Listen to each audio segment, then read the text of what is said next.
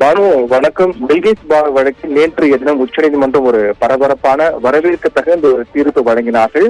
குறிப்பாக 5 மாத கர்ப்பிணியாக இருந்த பில்கிஸ் பானு கூட்டு பாலியல் வன்கொடுமை செய்யப்பட்ட அவருடைய 3 மாத குழந்தை உள்ளிட்ட குடும்பத்தில் கொடூரமாக கொன்ற 11 குற்றவாளிகளுக்கு தண்டனை விதிக்கப்பட்டு சிறையில் இருந்து வந்தார்கள். இந்த நிலையில் அவர்கள் முன்கூட்டியே குஜராத் அரசால் விடுவிக்கப்பட்டார்கள். இந்த தீர்ப்பை எதிர்த்து தாக்கல் செய்யப்பட்ட மேல்முறையீட்டு வழக்கில் 11 குற்றவாளிகளை விடுவித்தல் செல்லாது என்றும் 2 வாரங்களுக்குள்ளாக அவர்களை நீதிமன்றத்தில் ஆஜர்படுத்த வேண்டும் என்று நேற்றைய தினம் உச்சநீதிமன்றம் பரபரப்பான தீர்ப்பு வழங்கினார்கள். இந்த தீர்ப்பை வரவேற்று தமிழக முதலமைச்சர் மு.க.ஸ்டாலின் தன்னுடைய எக்ஸல பக்கத்தில் ஒரு பதிவு வெளியிட்டிருக்கிறார்.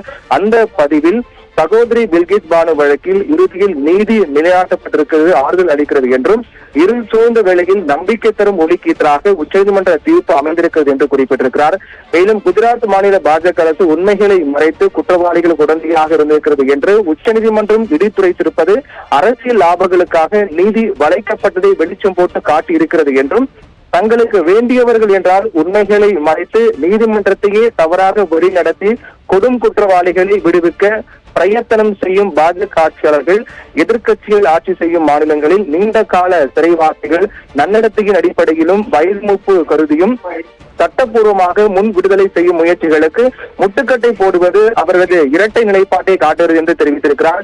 நீதி கிடைத்தது கண்டு கண்ணீர் மல்கினேன், என் குழந்தைகளை கட்டி அணைத்துக் கொண்டேன், ஒரு பெரிய மலையே என் மேல் இருந்து அகற்றியது போன்ற ஒரு உணர்வை பெறுகின்றேன், இப்போதுதான் நிம்மதி பெருமூச்சு விடுகின்றேன் என்று சகோதரி பில்கிஸ் பானு அவர்கள் கூறியுள்ள வார்த்தைகள் அவர் பட்ட இன்னல்களை விவரிக்கின்றன என்று முதலமைச்சர் மு.க.ஸ்டாலின் பதிவு வெளியிட்டிருக்கிறார்.